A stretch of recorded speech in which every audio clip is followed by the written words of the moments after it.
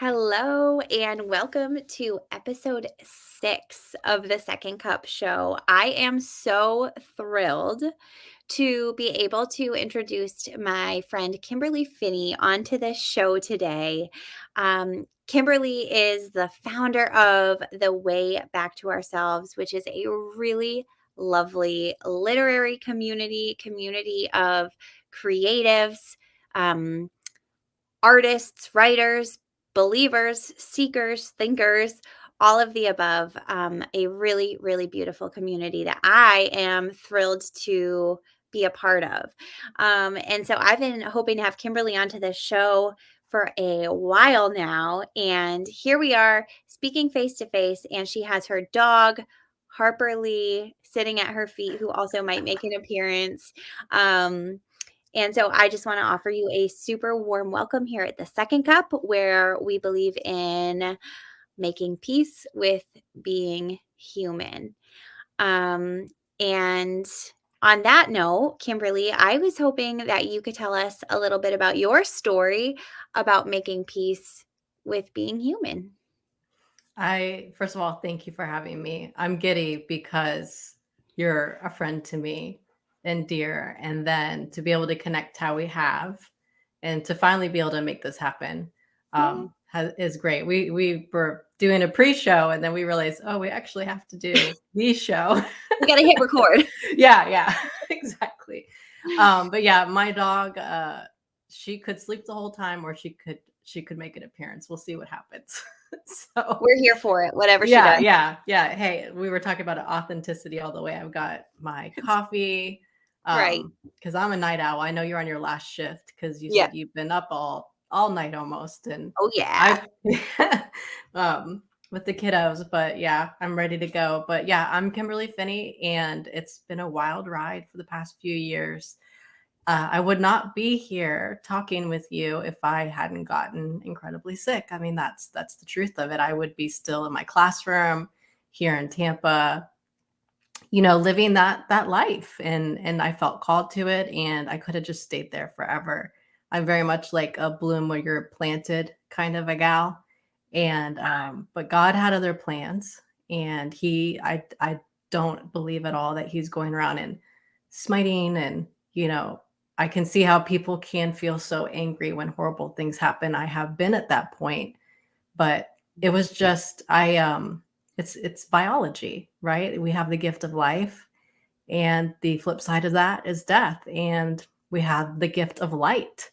The flip side is darkness. And so to give one good gift, you have to have the full picture. And you said making peace with being human. That's something that I've been through with my illness. And a lot of people who are listening, probably know a little bit because we're all connected, which is really great. Yeah. But for people who aren't connected here or familiar with my story, I'll just give like a really fast, 30-second bird's eye view, a beauty from ashes story that I've had endometriosis since the beginning, since I was a teenager, but it's wildly impossible to diagnose without surgery. So you have to get to the point where you're pretty severe to have a surgery, right? So I have been living with it since I was a teenager, and it progressively got worse and worse. And I couldn't have children for a really long time, had miscarriages, and we knew it all had to do with these things. And it was wreaking havoc on me, and extreme fatigue, headaches, depression, anxiety. And then I was starting to have like blood sugar problems, and we didn't really understand why, because I'm not diabetic, but why do I have this horrific hypoglycemia? Just really all these strange things happening to someone who was really healthy. Otherwise, like, exercising, eating well. It was just a curiosity. And at the time, everybody had always said, oh, endometriosis is just like a female disease. It's just painful periods, but it's actually so much more than that. It attacks the whole body when it gets to the point that it's stage 4, which is what I have. And after we had Hadley, miraculously, that's my daughter, which is wild.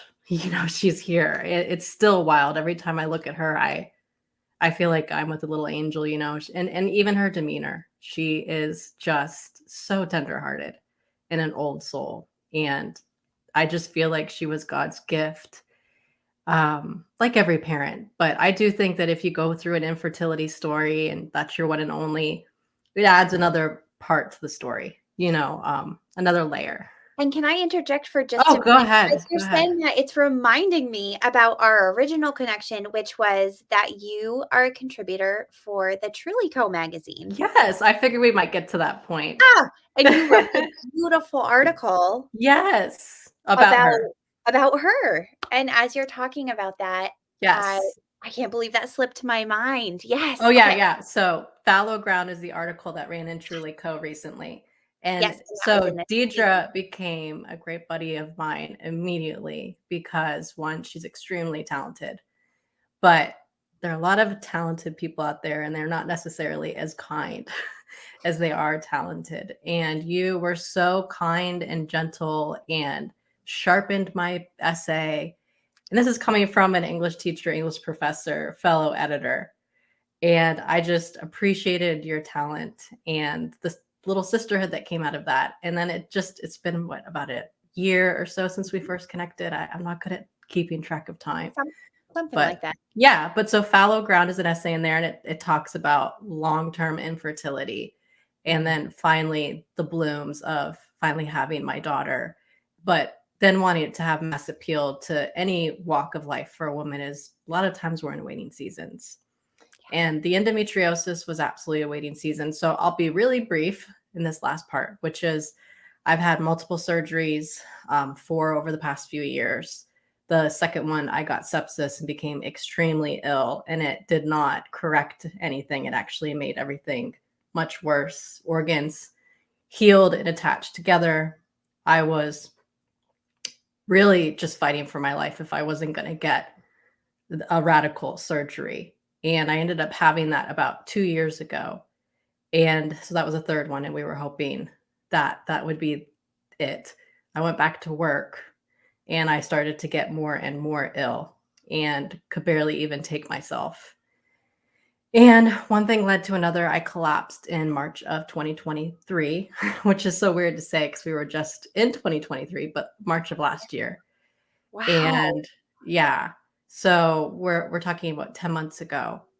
It's not that And long ago. no, no, not at all. And so I had to leave my job. I was too sick and some things, and then got a professor job online. The Lord has been so good to me. What's super crazy though is I birthed, or he birthed through me, the way back to ourselves before I lost my job. And while I still thought I was going to be able to fight my way back to that place and that community, and the Lord, he knew, like, his plans are better. Mhm. And so the way back to ourselves is it's in its infancy. August of 2022, so we're talking a year and a half ago, is when I made the website. And I joked that I said, if I maybe have like 50 friends that read my blog, like that would be And great. And it really would. yeah. Truly. And I had a mentor of mine be like, "Oh, you're crazy. This is gonna reach people. You have a story to tell." He didn't Mhm. tell me I was crazy. He actually told me that, I had something wonderful to give and the Lord was gonna use me in that. As painful as losing this other community I was in for almost 10 years and what I was going through, that the Lord was gonna use this story and my talents in a different stage. So And, it's just wild, and I know we'll probably get to what we're talking about when we say a different stage. So, but that's the overview. I hope I did okay. you did great. Thank you for Okay. giving us a little bit of background on your story. Yeah.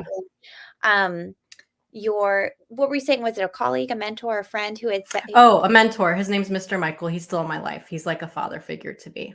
I was gonna say, I feel like the Mr. Michaels in our lives. Yes. I was just having this conversation with somebody else today about how sometimes that is what it takes is for somebody else to see something in us and then to call it out. And it kind of awakens something inside of us. And I've had people do that for me too. And Yes. hearing you say that makes me want to be one of those people who, when I see something in somebody, instead of just thinking it to myself and moving on. I want to be really intentional in not intentional, Hey, can we in, coin that as a new word? That's great. intentional about giving that gift of Yeah. encouragement. That really Absolutely. And I would say that you're really hitting something there with me because as an English teacher, working with high Mhm. school kids, I taught AP, I ran a department. My favorite thing to do is to see those little sparks in somebody and be like, Mm. "Hey, you're really good at this." Yeah. And I think I was really, really comfortable and felt so called to be Ananias, and Ananias was called to clear the mud from Paul's eyes, right? Mhm. And that Saul becomes Paul, and then Paul is the one on the big stage. You know what I mean? And Yeah. so I would always tell my students, "You're gonna go be Paul's, and I just wanna be your Ananias," Mm. and just kind of like point out those things and help you clear up your eyes and help you see what God's made you to do, and to tell you all those things that people said about you were just dead wrong. Like you actually can do these things. Like don't listen to the naysayers. So that was my favorite thing to do. And I would use English as an opportunity to encourage and come beside people. And I feel like that's at the heart of the way back to ourselves. And I don't think you can really read my sign, but it says you belong here. I And that saw was that something, sign on Instagram. yeah. So That's that's what awesome. it says. And so that was something that we coined in my classroom and I had it on my board. And so it just felt like this is the new classroom. And I want to be able to be an encourager and an Ananias to many other people. And the irony is that God has allowed some Paul moments in my life. I feel like a little bit. So, Yes, and I wanna talk about some of those Paul moments. mhm. But before we do, I just wanna say that I feel first of all, maybe that's a reason why we're kindred spirits. It's the Yes. educator in both of us, because probably most people watching this show know this as well, but I before I started doing the second cup full time, I was an elementary teacher. So I taught 4th and 5th graders reading and writing, but I think, like, once an English teacher, always an English teacher. We're a certain breed. Um, but I will say that I feel so thankful to you and to the way back to ourselves, because I feel like you had an Ananias moment with me, and, when I was able to submit a poem for the poetry contest last year, and I had just, like, never shared my poetry really anywhere. But I have lots and lots and lots of it, and it was just something I enjoyed, and so on a whim, I had just sent a few poems because I was like, "Oh, cool, there's a cash prize, like, that's fun, I'll just send some in and just see what Then happens." you'll just get it. And then when I got the email or whatever it was that said that I had won the storytelling contest, I was like, "What?" Um, but that was one of those moments that made me feel so encouraged and gave me so much confidence that I was like, "Whoa, maybe if somebody saw something in this poem or these poems, maybe there's something in some other poems, and maybe I can begin to believe that my poetry, could could mean something to other people." Um, and that was just such a liberating realization, and I have you and the editors at the Way Back to Ourselves to thank for that. So, I am walking living proof that that is the work that you're doing at the Way Back to Ourselves, and I know that I'm grateful for it, but a lot of other people are too inside the community. Yeah. And yeah, you are so talented and you have a beautiful, beautiful voice. You really do. And I think that my opinion might mean something after having like 2,000 students and Yeah, reading that's so many, that's pretty right? If you think good. about that, yeah. But trust me, your writing was beautiful. You gave us goosebumps. And a funny thing with me, with the teacher's heart, is the editors actually have to rein me back because I don't like to say no to really anybody. It's that teacher's heart. You get a poem and you're like, oh, they need to grow. And then for me, I'm like, well, maybe we could squeeze in some time to mentor this person. And I did do that with a couple of people for That's this awesome. past one, because my heart's so big and I know that what a yes means. So Absolutely. it's a different kind of literary journal, and the fact that and the platform is that this is Christ-centered, people-centered first, Mhm. community service, caring. It's about collaboration. There is no competition. um if one of us wins, everybody wins. And I love to highlight you guys, anybody who's become part of that community and connecting, and to just celebrate the beautiful things that we're putting out into the Yeah. world. And I feel that you do that really faithfully. And that's cool because this is actually something that this is kind of a great segue into something I wanted to talk to you about. There's so much I want to talk to you about, Kimberly. I'm going to try to like stay focused. We can talk real fast. But I was what I'm trying to say is that I love what a supportive community um, that you've built at the way back, and that truly I feel, and I know a lot of other people feel, that it's not a place of competition, even though it's a lot of creatives coming together who want to share what they've been given. Um, and that is not always the case. That is rarely the case, actually, um, on the internet and on social media.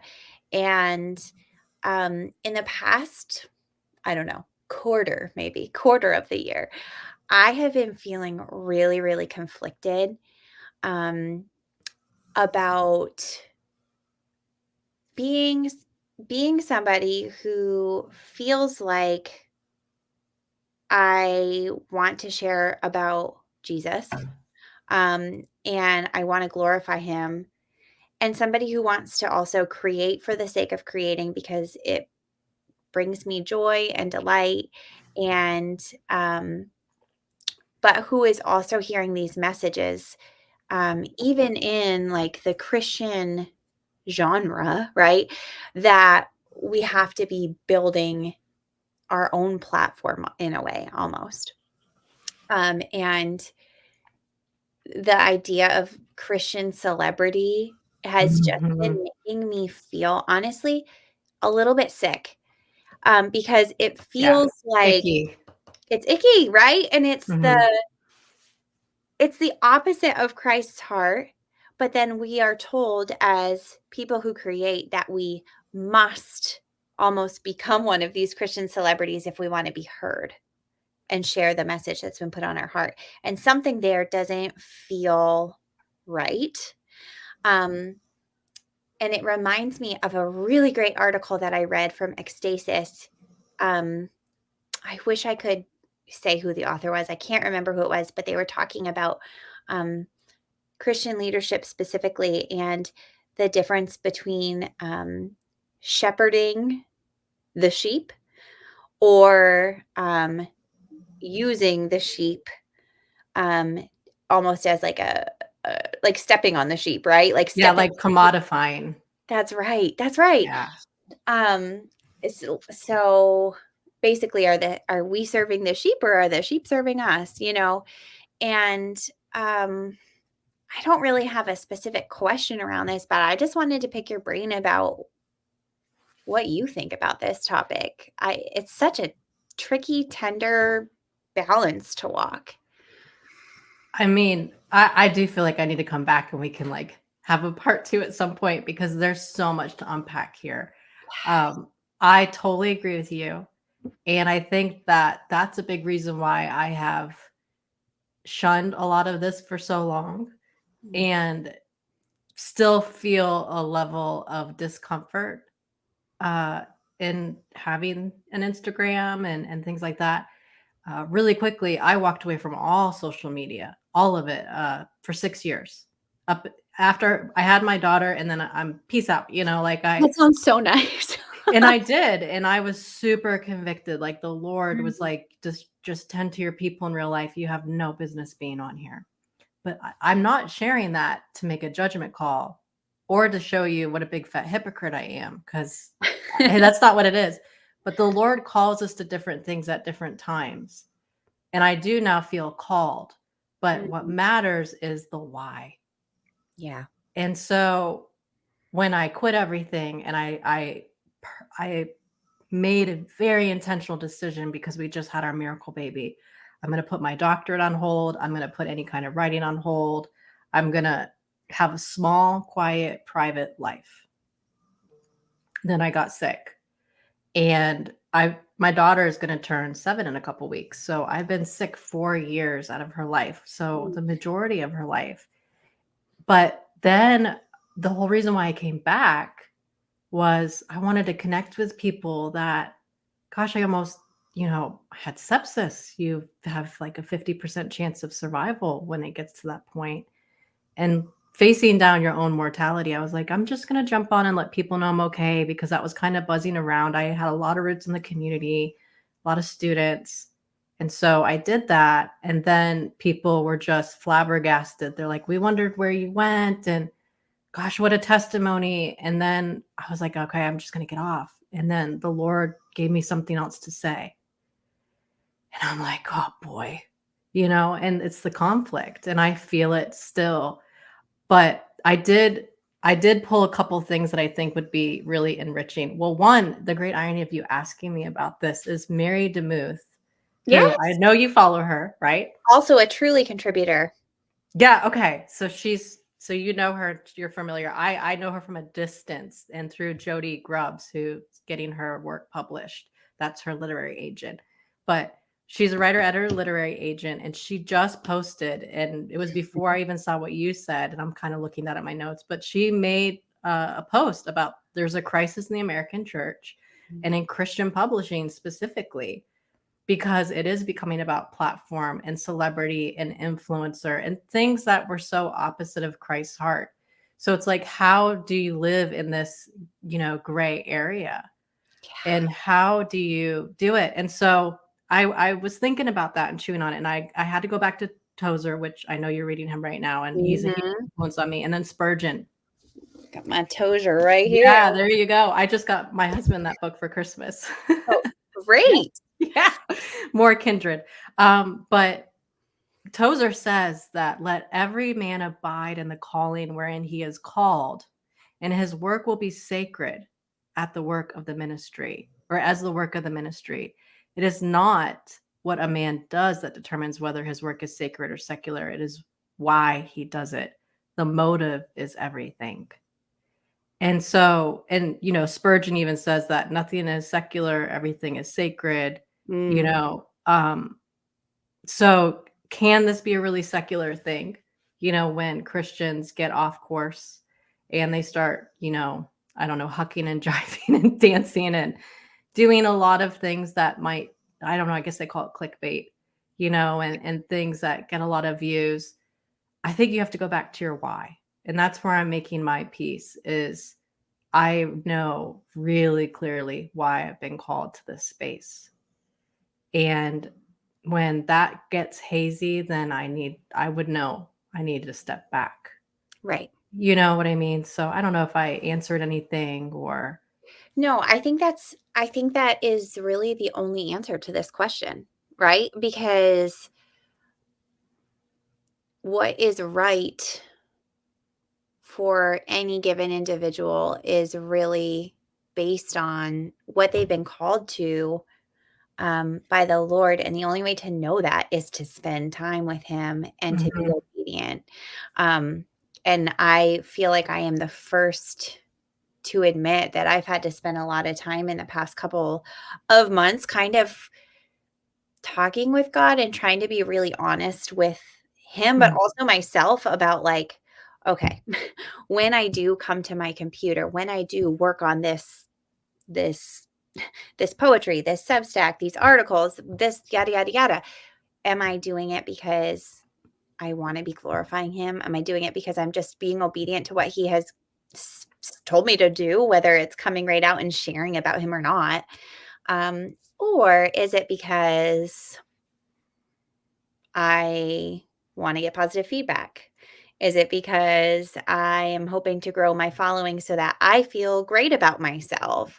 Um, and these things, saying them out loud is not really that comfortable, but I think it's good as creatives to just talk about these things because I think it's so easy to get pulled into that self-promotion, Yes. um, without even noticing it, and then looking around and being like, "Oh my word, like what have I been doing?" Because it's something that enslaves us, right? Like instead of being free, we are just like enslaved to how many likes did I get? What were people's what how did people respond? And if they didn't respond the way I hoped they would, it's a bad day. That is just Right. no way to live. Um, Yes. and that is something that I've been really convicted of Yeah. as of late as well, especially since reading Tozer, but I could go on about that. Yeah, and I think that too is like knowing yourself and having certain rules, with yourself, because it can very easily be like the toad in the broiler, where you throw them in and then you slowly turn up the Mm. temperature, and they have no clue, and you can cook your toad. But if you throw them into a hot pot, have you ever heard about that one? That's must be an old New Englander thing from my family. But if you throw them into a hot pot, right, he'll jump right out. And I think for us, we have to be so careful that we don't do that to ourselves, that we're slowly, turning up the heat and doing things that compromise us tiny bit by tiny bit. And then, That is so disturbing and unsettling, but, like, a very perfect analogy. well, yeah, well, it's not mine, but but it's an old saying, but it's the idea of like, you don't realize what's surrounding you because you Yeah. just slowly turn up the temperature. And so for me, like, I know there's a few things. For instance, for me personally, I'll share little bits about my family and my daughter, Mm, but like I like a little thing here, a little thing there, primarily in stories because they disappear. But I've made it a rule that the vast majority of us, we're going to be private. I'm not mm, going to be throwing up a ton of videos, little things here, little things there. That's just something for me, yeah, that I don't want to ever get to that point where I've seen kind of you start selling your family or a lifestyle or trying to make it look like you have it all. I right. just see there's like a big temptation with that. So a good posture too is to try to be the anti that. Like if you know that that's Mm, where there could be a hook, right? For me, especially I've seen with women on Instagram because I came back in late. I've only been on for a little while. I was very shocked by how things have changed hmm, and just the temptation that's there. And then you forget that this is about faith. You forget it's about yeah, serving. You forget that it's about substance. And so, like, a little thing is, faith over being fake, substance over the sparkle, and giving over getting. is that on your laptop or on I your posted the other day when I read Mary DeMuth. I was like, oh, I shared it and I said, it really, if I could just add to it, but I can't. She said it so beautifully. But that's really what it comes down to is am I showing faith right now or am I trying Mm, to put out something that's not authentic, And then is this of substance? Is it biblical? Does it point the arrows?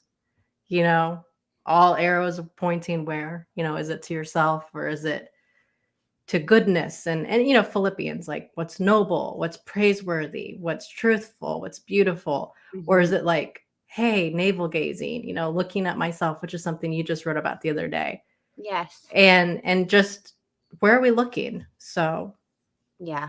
Yeah, and I found at least for me, the more time I spend looking at myself, seriously, the more miserable I become. it's so true. That's what I had written last week in my post, on the second cup was that it's like a form of self-torture, spending time so absorbed in ourselves, like, it just becomes miserable.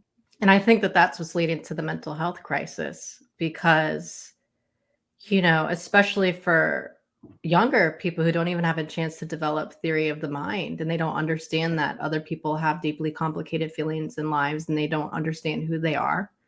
And they have these phones in their hands before they even, form their own personhood. Mhm. And And then even adults, we can slide into that. So you have to be so vigilant. Yeah. And I don't want to act like I have all the answers. I don't want to act like I'm perfect. I know I need to improve the relationship I have with my phone because it's a big social outlet for me, especially through my illness. But now as I'm getting better, I'm like, okay, I'm going to get out, things I'm healing. And I need to know, when is this good and when is it not good? And when do I need to have more time with the Lord? Because if I'm going to serve, or have something to say, the last thing I have no right to be here if I'm not doing the work, on myself and in Right. my faith and with my family. What matters really at the end of the day is what they have to say. Yeah. Like me as a mom, as a wife, as a church member, as a friend, as a daughter. So Yeah. That's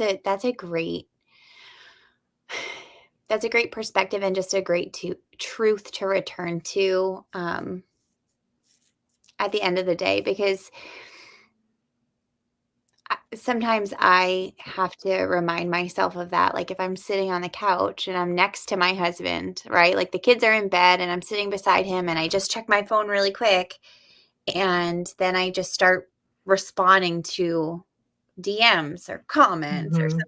And those things are lovely. There are people in the online community who are very dear to me. Like Exactly. I mean, people we're like talking you. now. I've Yeah. never gotten the privilege of, like, sitting with you in person, but you're still so dear to me. And so there's that piece, but then we need to balance that with my real life husband is sitting beside me, and at the end of the day, he and my kids, matter more than anybody combined on the internet. They have to. They have to. That's what we're Yes. called to, right? Um, and sometimes I have to give myself a little reality check and be like, "Okay, what am I ignoring so that I can be sitting here responding to my DMs and feeling And I good?" think and for you and I too, because our stories are different, but we're also in transition because we're feeling called to this. And so I want this to be my work, and you do as well. Yep. So I am asking the Lord to help me navigate, okay, it's work and it's ministry, but when do I put that down and Yeah. spend time with him and spend, even though it's good and it's noble, but I think that that's what a lot of people in like ministry and service oriented jobs can run into. Like Yeah. in teaching, I even did the same thing because there was always going to be a need. And my husband was like, "You need you. You are not, this is at my old job I had. I was working with inner city kids for almost 10 years, really violent, really dangerous. We couldn't get pregnant. We couldn't stay pregnant. And they all had really high needs. And so every day was deeply purposeful and just very tough. And it was that kind of thing where it's service oriented and you just want to give, give, give. But like you said, the people in your home need Right. you. You Right. need you. And if you have nothing to give, or if they're getting the short end of things, then it's out of order. Yep. So I definitely agree with you. It is tricky, and I think we'll both be going through that, Yeah. as we go on this journey. I think we're gonna have to schedule a part 2 to talk specifically about the work ministry balance and how to Yes. do that, because that is what I'm always bemoaning. I'm like, I don't know how to do them both at the same time. Like, I wanna get paid to do one thing and then do ministry over here because then it feels clear cut. Um, Right. and when they come together, it feels really confusing, if I'm being Yes. honest. And so I'm always wanting to learn and get better Mhm. and figure figure it out. So it's nice to have those conversations with others who are trying to figure it out too. Mhm. Um, but okay, so being mindful of the time that we have together. Yes, because I we could want talk into the late hours. I know. And we have a captive audience, right? They're I just know. You're um stuck with us. That's right. But I really want to, before we say goodbye this time, I want to make sure that we talk poetry, Yes. because you are an incredible poet, beautiful poet. You have some really exciting upcoming poetry things that I will let you share about. And I thought that it would be really, really fun for both of us to be able to kind of end this episode with some poetry. Because what is better than hearing some spoken word poetry? So, can you tell us a little bit about your poetry news, Kimberly? Yes, so I have well, I actually have two exciting things, and I'll be quick. One is I just came out with, and it's on my website in the store. So it's thewaybacktourselves.com. The two is the number two. How to grow your writing life. And so while I Okay. was working on that, which is my first course and it's printed, I'm going to move forward and do video and other courses and stuff. I've gotten a really warm reception. It's everything that the real bird's eye view of what I used to teach in my creative writing course. That would help my kids get published. And I ended up getting a national award for teaching and stuff. So it's some of those tried and true things that have nurtured me, nurtured my students in that. So that's one really exciting piece that I've been quietly working on And I'm for the doing that past. course. I can Yes. attest to it. I haven't made my way too far into it yet, but I am really looking forward. I'm a few pages in. I was reading about how you have to read to write and your Yes. book list, and oh, it was so good. I was like, "Amen. Yes, yes, Yes. yes. It's all so good." Thank you. And I want it to be a big, warm, encouraging hug that's full of things that will feed the writer and Mhm. their craft and voice, but also their spirit, because there's a soul there that needs nurturing. So it's a great big love letter and hug to anybody who gets it. We have a launch team right now. I was hoping like, oh, maybe 20 will want to do. We end up with 30, and I had to say, okay, we're gonna close. Awesome. And yeah, so that's been really exciting, and quite a few people have gone on and purchased since. I think we've almost done 50 It's incredible. just in the past week or so. So that's very sweet. That's Um, awesome. and then the really huge, crazy news that I just can't believe is happening, because I've dreamt of it since I was a little girl, is that my debut book of poetry is going to be published this spring. Yay! I know, it's crazy. I feel like I'm having an outer body experience right now sharing that. But with Whip and Stock, they're a great Christian publisher.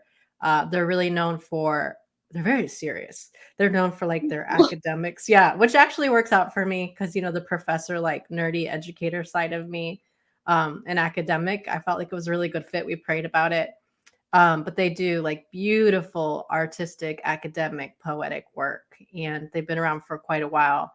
And yeah, they're a Christian publisher. They're very earthy and thoughtful. And I got actually 4 offers, and we had to kind of, yes, so read through and just pray and discern about what was right. I 3 were Christian. One was like a small boutique. One was like a midsize, and then Whiff and Stock, and then the other one was Finishing Line Press, which is a really great Mm. uh, poetry, publisher. So, but we prayed and thought about it, and that's kind of where we landed. And I can't believe it's happening. I have my final manuscript sitting on my computer, ready to be sent off probably in the next couple days. So, Of Wings and Dirt will come out probably in April, which is National Poetry Month. So that would be Oh, kind of poetic if that worked yes! out. So Oh, man, I am foreseeing some serious celebration around all things poetry, but especially launching your book in April. That's so yeah. exciting. And I'm so excited that your chapbook is out. I ordered it, and Thank you, I and can't wait for it to arrive. Kimberly wrote a really, really kind endorsement for my chapbook. Kimberly and Nick Trandell. Am I saying his name right? Yeah, I think that's Trandell. how I've always Sorry, said it. Nick. Yeah. Sorry if I said that wrong. But I kind of, as two people in the Wayback community, I kind of had to go out on a limb and be like, actually, nobody's really read this, but it's getting published. And can you read it? And would you be willing to just like tell me what you think about it? And they wrote really, really kind um, endorsements. And yeah, I'm excited about it. It's combination of really thrilled, really scared and really stunned, like you were saying, like, it feels a little, I'm like, "Yeah, this is happening," but it's Mhm. like my heart hasn't quite caught up with my head yet Yes. on that, which I'm sure you can relate to. Yes. Just only this past week it's felt tangible, because it's been something I've been toiling away at for, a year and a half. Yeah. And just doing it though to heal and for the Lord and to make some beautiful things. And you never think you're gonna have this opportunity. And so, then keeping it quiet for a while because I also get nervous about attention. So kept putting off and putting off because I love to give attention to others, but then I always get a little squeamish when I feel uncomfortable sometimes. Yes. It's the teacher's heart. I'm so comfortable to have my students up there and I'll get up and hoot and holler for them. But then when it comes to me, I get, I don't know what to do with myself. So I posted that and it was really exciting though. I just did a picture. I'm not really a video person. I'm going to try to do better with that because I like it when people do it. I want to connect with them. But I just didn't get the guts up. So I posted and shared while we were up in the mountains, and people were extremely loving and kind and supportive. And that's when it started to feel real. Not like I'm a crazy lady in my like I'm a crazy lady in my house just making up these things. You know what I mean? This is actually happening. Yes! Right? That is something when y I think you hit it perfectly, like, sometimes I think my own husband, like, he's totally supports me, but sometimes I think that he thinks like, "Oh, she's just writing her little poems again," and, again, he's super supportive. I think that's what I'm thinking he's thinking, and other people too, and so it feels so validating when, somebody else is like, "Yes, we're gonna publish them." It's like, "Yes, I'm not just a crazy person, like, writing poems on the back of, um, uh, Napkins or napkins is the most pleasant thing I can think of that I've written on recently, like, yeah. literally anything, like, digging through the top of the trash to be like, "I need a piece of paper No. now," or in your car. Yeah, it's a it's a Because whole I mean, I really believe like I everybody's different. Some people have to slave for their poems, but for me, I think they're already out there. And I Mm. know I'm gonna now really sound like the crazy lady in her attic. But I just feel like God is trying to actively reveal things to us. Oh, And like you have to have that antenna. And if I don't like I'll tell my husband, like, I'm getting hit by a poetry Mack mhm. truck right now. And he now gets it. And Yep, like if I don't go now, it's gone on the wind. yep. Like I have to catch it. So a That lot is of my poems have just blown out of me and people are like, "Oh, craft, like, how did you?" I'm like, "I literally was just reading a Billy Collins poem and it was beautiful to me and I wrote a response to him and I wrote it in 10 minutes." yes. Like, it happens a lot. It's strange. That happens to me too, and I remember having this conversation with somebody. They had asked, "How do you come up with those ideas? How do you make those connections?" And I was trying to explain that that's kind of the way that my brain works. That's my inner dialogue, and then I have to translate it into normal conversation so that people don't think I'm just really weird. Like, I acknowledge that Yes. I wouldn't fit in normal society if I didn't do that translation. Um, Right. but poetry is kind of a place where I can be free to just write it as it comes, and I'm the same way. If I don't write it in that moment, I think I'll remember, I'd never remember, and it just Yes. it's And then so it hard kills to you. lose a poem. It's Yeah. there and it's lost, sometimes Yes. forever. So, Yeah. um, it's good to always have receipts, napkins, anything on hand. Um, Absolutely. okay, so I was hoping that each of us could read a poem before we say goodnight, or good day whenever you're listening to this. Um, do you want to go first or do you want me to go first? I will go first because once I hear you, I might get a little nervous. So I'm just gonna Oh, rip the Band-Aid off and just dive in before I lose the gusto. okay. So, what are you sharing with us today? I think that I'll probably do one of my most popular ones. It was published on the cover of Fathom. It's called Angels Like Jazz. So I just referenced it that I was reading a Billy Collins poem, and it was like late morning and the sun was pouring on my leather couch in the back room. It's like our little music room. And I was listening to jazz and it just came. So it is called Angels Like Jazz, and it's after Billy Collins' poem, Questions About Angels. Mm. Hopefully I don't ruin my own poem. Here we go.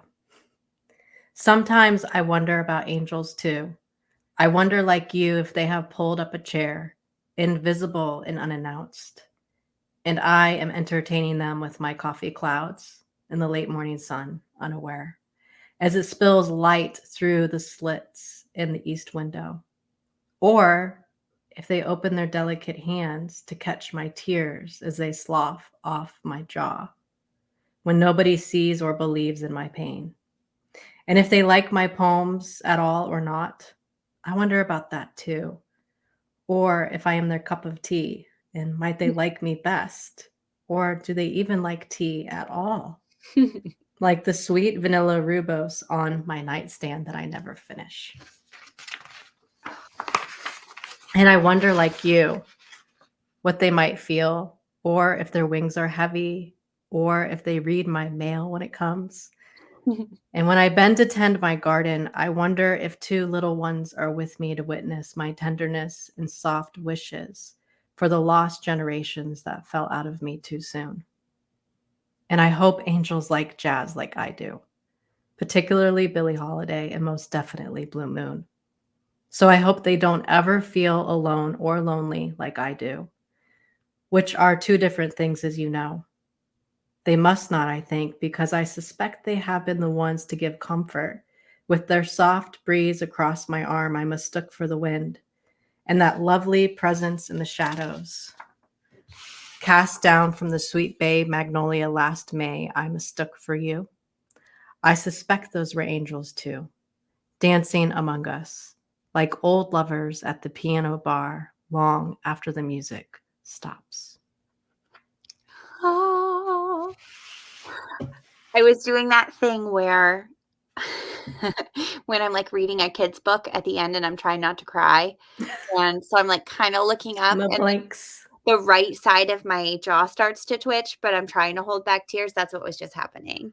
That was beautiful, It Kimberly. makes me emotional. There are like layers and biographical tidbits in it, and so I could feel it and I could sense those biographical tidbits even though I don't know the full story behind each of them. yeah. It was just like so specific, Mhm.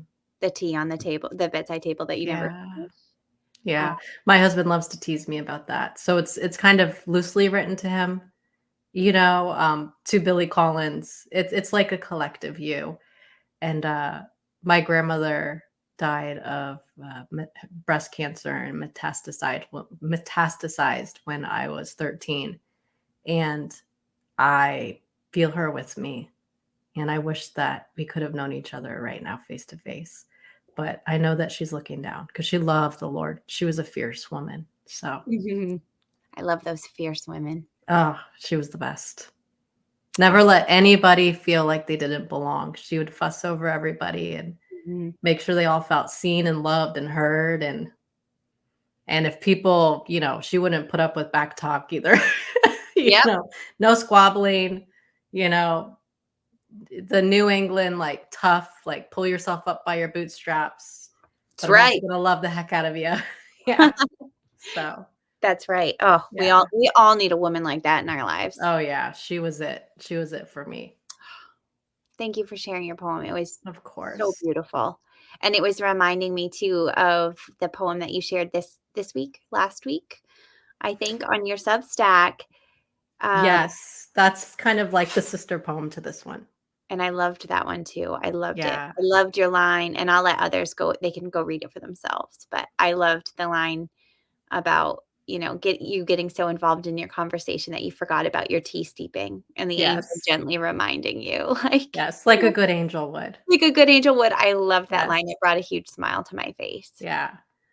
Yeah, so that one is called Entertaining Angels. It's actually gonna be in Of Wings and Dirt, and, I actually only wrote that the other day, and I'm slipping it in because I just feel like it needs to be in this, collection. So Yeah. I Beautiful, beautiful. thank you. The collection will be all the better for having. Yes. Yeah. But I want to hear yours. I'm curious which one you picked. I take it you're doing one from your chapbook, The Shape I Take? Yes, yes. I'm Okay. gonna do, but I haven't picked one yet. I like, as we've been going through, I'm like, which one am I gonna do? I think I have a favorite, but I feel like I shouldn't say what my favorite is before people read it because Make opinions. Yeah. I don't want people to be biased, or have, preconceived notions going into it. Um, so I thought it would be fun to just start with the first poem. Um, and the first poem is called The Coming Storm. Mm, And just a little bit of context, the shape I take is my poetry chapbook is I wrote it in real time, starting a few days before Alden, our third child, was born 3 months ago. Um, Going through labor and delivery, like there are some poems. That was one of those moments where I was like, I am having contractions, but okay, I have 90 seconds. Give me a piece of paper. Let me write something down. wow. I mean, Um, I knew that you were writing through it, but I didn't know you were literally writing through it. I'm nerdy That's like so that. Like, powerful. yes, it gave me something to focus on. Let's just say I it. just wish you were local. I know we would be able to do this weekly, and then Mhm. it would be really incredible. Yeah. Yeah. Um, but yeah, I love, when I'm going into something that's difficult or I know I'm going to experience pain, I'm like, well, I might as well use it, and I'm going to make some darn good poetry out of it. So, Oh, yeah. wrote through the labor and delivery and then the first few weeks postpartum, because in my past two pregnancy, labor, delivery, newborn stages, it was it was not easy. It was not easy. Mhm. Mhm. And I was kind of I was facing this with some trepidation, I would say. Um, and also a lot of anticipation. And I wanted to capture that really emotionally charged time of having a baby. And Mhm. like, I also didn't want it to be one of those writings on motherhood that makes it all seem peachy keen. Mhm. And because I feel like we're doing a disservice to one another when we don't acknowledge like the full humanity of what we're going through. And I just that is something I just believe so strongly. Like, I want to speak to other moms who are like, this part is not beautiful. This part is really hard, or I'm really scared, or like, one of my poems is talking about like holding my baby for the first time, and looking at his face and realizing like with birth always comes death. And Mhm. how do I reconcile that as I'm looking into the eyes of my new baby? Like that, like Mhm. crushing weight of that realization. So that's kind of the essence of this chapbook. And um, the first poem is called The Coming Storm. And the day that I wrote this, I went to the beach and I was wildly pregnant, so uncomfortable. Alden was a almost 10-pound baby. So that explains probably why I was feeling so uncomfortable, and I was having, like, the prodromal labor, which, if you're not familiar with this, it's purgatory, and it's where you basically feel like you're in labor all the time, but nothing Oof. happens, and it happened for, like, a week, regular contractions. Every night I was like, "Tonight's the night," and then it was not the night, Oh. and so on one of these prodromal labor days, I went to the beach and I just sat there and I just brought my notebook with me. And um, the forecast was for a huge storm. And there was talk about whether the storm was actually going to come and be like devastating, or if it was going to blow over. And so that's the setting. And Perfect this is metaphor. I was like, this is ripe for the picking, this metaphor. And so this is The Coming Storm, and it's got 4 parts. So, part 1, a storm is coming. They talk about it here, the women on the beach with the black lab who ambles and knows only now, but also the waves who will soon be given liberties to roar and rage and lap at boundaries. Today, they're a bull waiting for a kick in the side, for the gates to fling wide. Furies but a moment away. Seagulls squeak and nestle. I don't recognize such meekness from these chip barons. Who tells their bodies, beware? 2. Today, I am the woman in black. I didn't plan it this way, but I like the solidity, the continuity in a world about to be thrashed. My toes peek out pink in the sand. I don't know what to think of that. 3. The movements and yearnings that live in my womb are holy, holy mystery. What divinity lives there in the splitting and the shifting? My body knows that which I don't, a conspiracy to which my consciousness has not been invited. But a tightening whispers, prepare. 4. They say it may blow over. We steady ourselves, just in case. The end. I'm snapping my fingers for you. Thank you. Thank you. It's so good. So, so, so good. Thank you. And Seriously, I'm such a fan.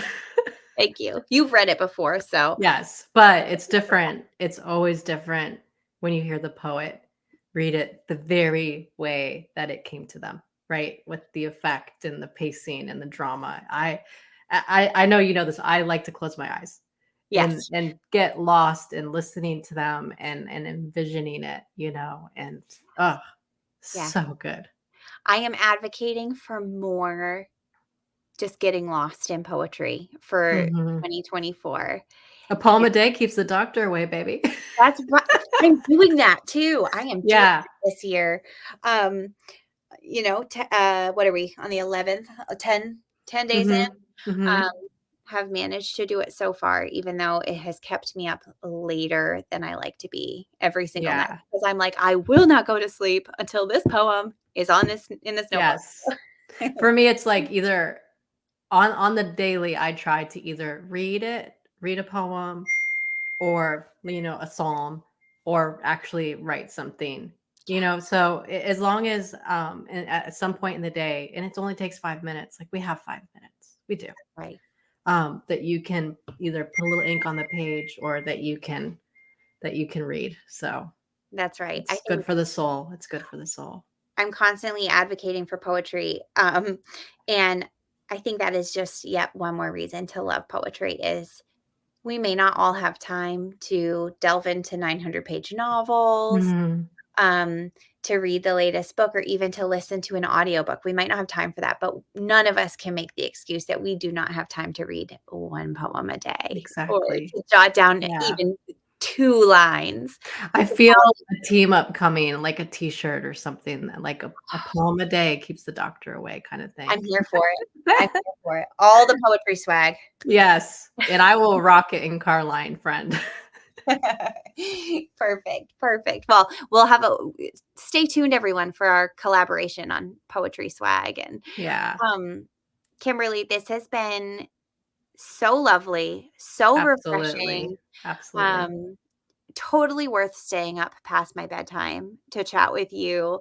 Um, Thank you for doing that for me. I truly though, I've really enjoyed it, and, I'm going to make sure in the show notes, I will post links to the Instagrams and the websites and all of those things, the writing course that you have on your website. I'll make sure to share all of those things, so, any listeners who feel like your interest has been piqued in anything that we've talked about, I will try to include that there for you, and um, thank you everybody for listening. Thank you, Kimberly. And who knows, maybe we'll come back together later this year so we can resume this conversation. I would love that, truly.